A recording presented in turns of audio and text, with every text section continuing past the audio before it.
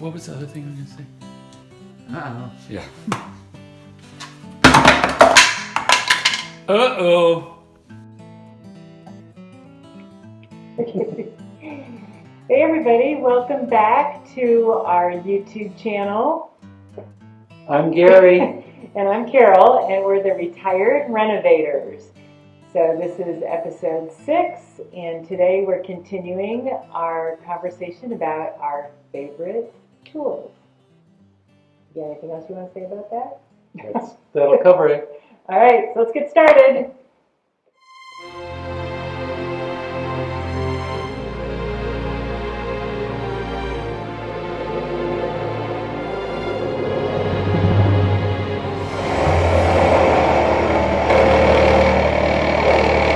I really like the Dewalt recip saw that I got, reciprocating saw.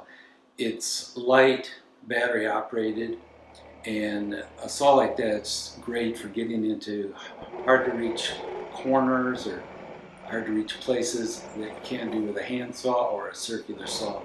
And it really does the job well for quick and dirty demolition.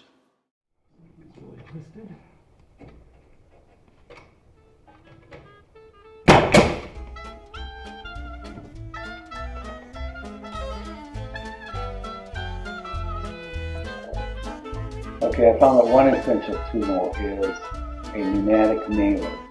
And I actually have 2 or 3 different nailers, and the large one is indispensable for 16 penny nails, doing framing, driving construction nails of that type.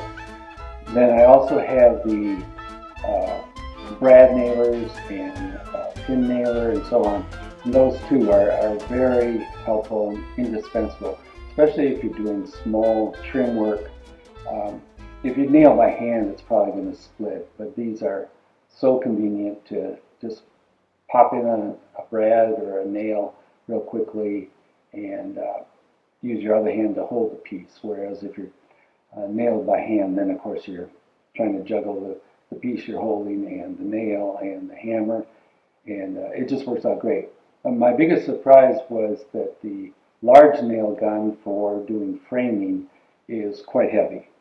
And I got one that I thought was going to be a bit lighter than some of the others, but it still is quite heavy, and it's hard to work with for any extended period of time to be holding it up like that or like that. The other piece of equipment that you need to go with it is a compressor. And I've gone through a few compressors, and the one I have now I really like. It's a California Air tool, and it's a quiet version, and that's pretty important to me, is have a compressor that you can actually carry on a conversation while the thing is running. So I highly recommend using one of those too.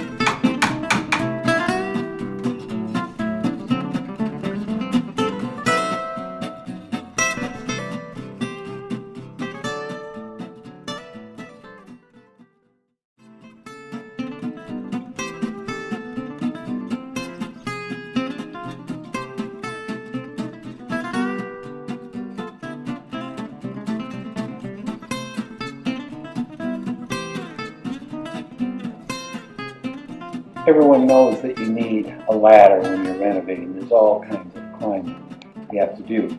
A 6-foot ladder is just a start.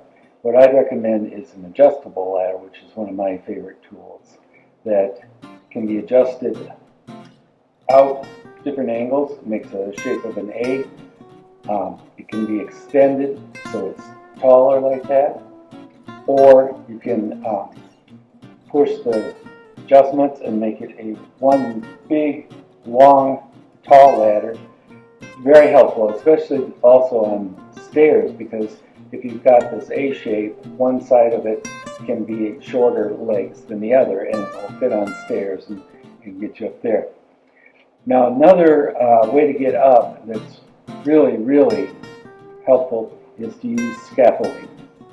And we saw early on that it was worth it to just plain buy the scaffolding rather than rent it. When you're working, especially if we're working inside. If you're working outside, you might rent the big old 4 by 7 foot scaffolding if you're painting or whatever, working on the outside of the house. But inside, they have what are called baker scaffolds, and they're only about 2.5 feet wide or deep, and then about 7 feet long, and then about 7 feet tall. We bought 2 sections of those with the big casters, and I don't remember how much it was, in the hundreds of dollars, but very useful. We use it all the time. It saves a lot of going up and down the ladder. If you're working on the ceiling to do lights or drywall or molding, you have a big scaffold that you can easily walk across. Is very helpful and a lot easier on the legs. Another variation on that we got recently that has been very helpful is a work platform. And you've seen maybe drywallers using this. It's sort of like about a 4 foot long platform that has 2 sets of legs on each side made out of aluminum, and the legs can be folded up and the whole thing can be down flat, or you extend the legs like this and you can adjust the height of the legs, and then you have this platform that's about 4 feet long that you can walk along, and that's very helpful too when you're working on a wall and you need to be up a couple feet and you need it for 4 or 5 feet long. This platform will do it for you. Very handy.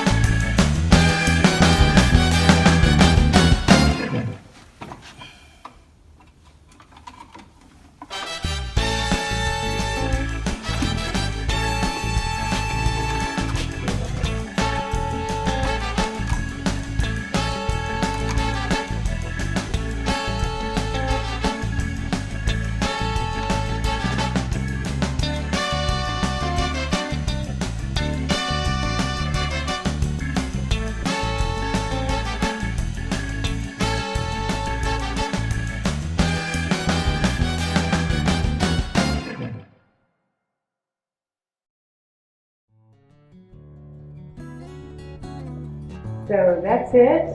Those are some of our favorite tools that we're using around the carriage house and the big brick house as we work on these renovations.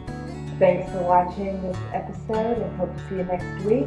And before you go, please subscribe by hitting the subscribe button below, and also that little bell thing, click on that and then you'll get notifications for the next episode next week. So see you next week. Thanks for watching. Bye.